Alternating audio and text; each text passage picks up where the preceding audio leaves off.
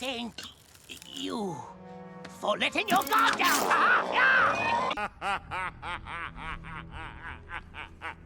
You have no power here. Oh, shit. So considering how well my video did about the radio demon, I thought I'd try my hand at another Hazbin Hotel video, as the show gives no shortage of content, especially when concerning its characters, as each of them is great in their own unique way. Charlie and Vaggie bounce off each other perfectly as the bubbly optimist and tough girl with a heart of gold. Angel and Husk are the ultimate power couple. Cherry Bomb is, well, the bomb. Nifty still makes me laugh. Oh, what the fuck? For my collection. And Alastor is basically the Joker on demonic steroids. Pentious' eggs are all over the place, and I need you to get rid of them. I'd be delighted to. Humanely. Well, that's a lot less hot. But they are not the subject I'm here to talk about, as that honor belongs to best serpent boy, Pentious. My name's Pentious.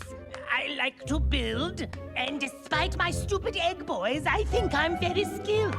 So, to avoid a loitering introduction, let's get straight to the meat of the video and gush about who I would claim to be the best character in the show. Which is a statement of high praise, as when he was introduced back in 2020 for the pilot, Pentious was nothing more than a one-off character that only existed for two purposes. One, to give us some insight into how the politics of hell worked, with various factions grappling for control in the prelude and aftermath of the extermination.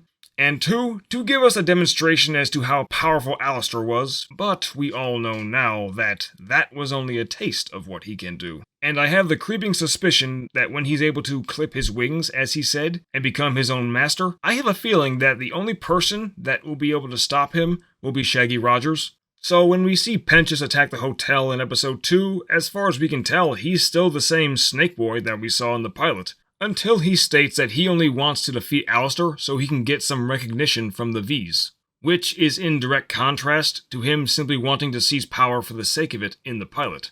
And that tells me that he hasn't really cared about defeating Alastor for himself, but for someone else.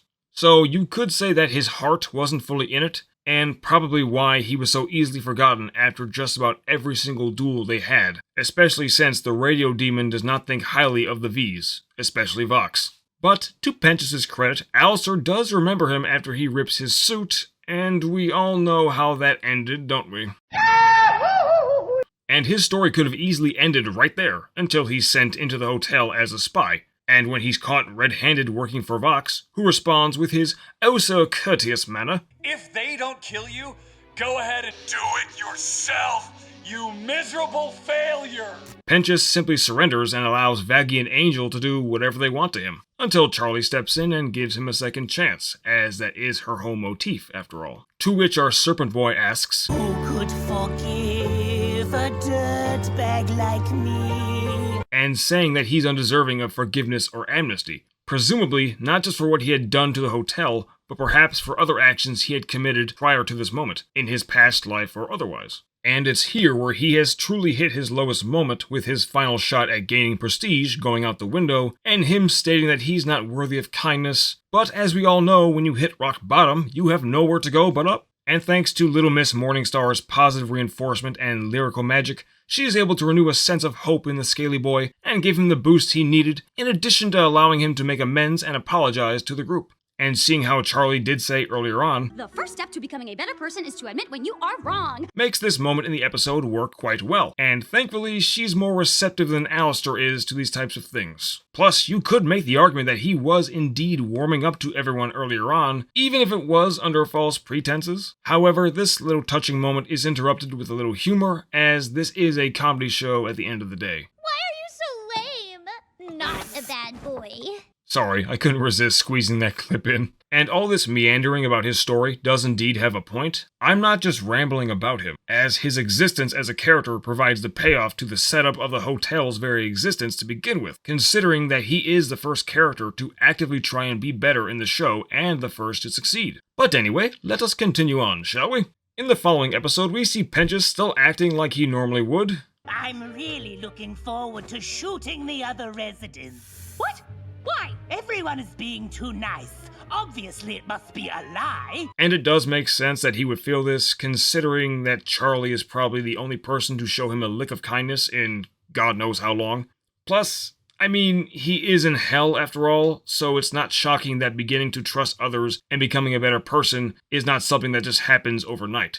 This is something that does take time. So even though the moment when he apologizes is a good starting point for his character arc, you could say that it actually starts when he has to give up his egg boys. His sadness showing us that up until this point, they were probably the only companions he had throughout his entire time in hell, and that deep down, he really does care for them. Something that is demonstrated quite perfectly in the trust exercise, and when Vaggie lets him have them back, and quite frankly, it's hard not to enjoy his glee in that moment. Especially when you compare to how he's treating them now, to how he had treated them previously in the pilot. What did you just say to me, you fried chicken fetuses? I don't want to live without my minions. Nobody catch me. Damn it. Ah, my eggs! Yeah. Now is time for sleep. Good night, Eggies. It is impossible to look at this and not claim that that is an adorable sight.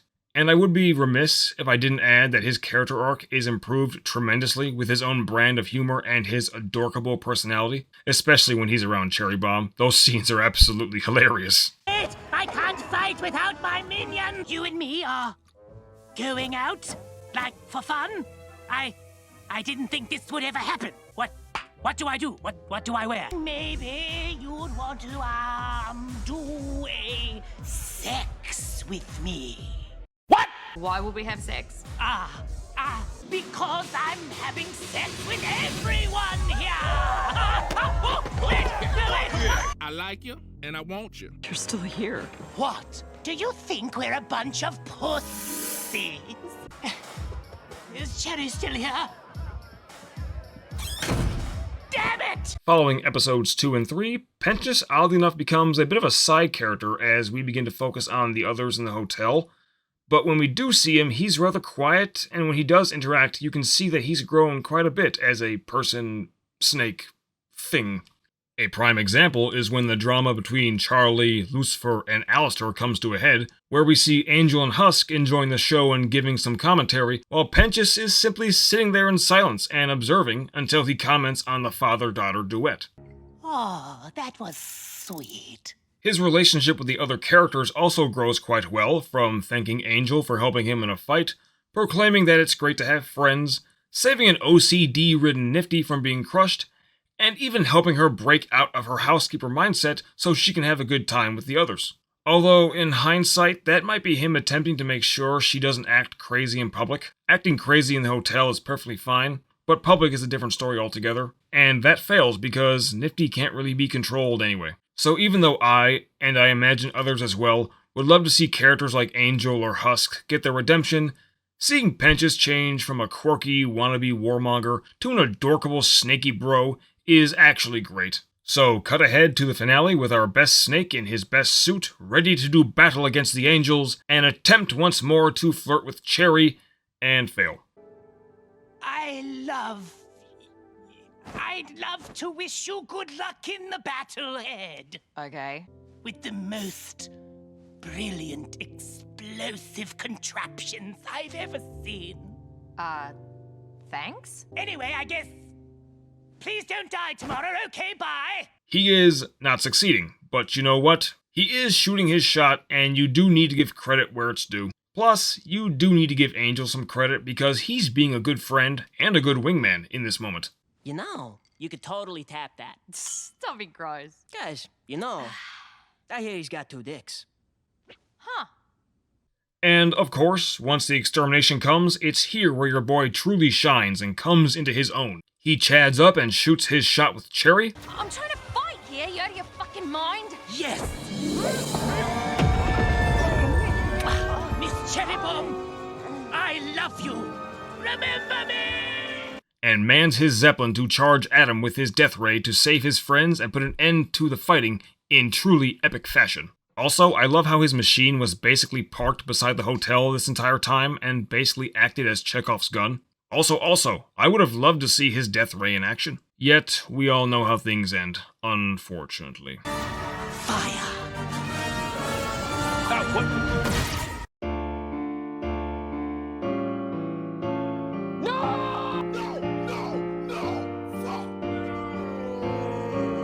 So, a few days before this episode dropped, I had been one of those to predict that Pentious would be the character to die in the finale, and there is a stark difference between predicting it and actually seeing it. Although he did go out in a blaze of glory, it still hurt and the show felt empty without him.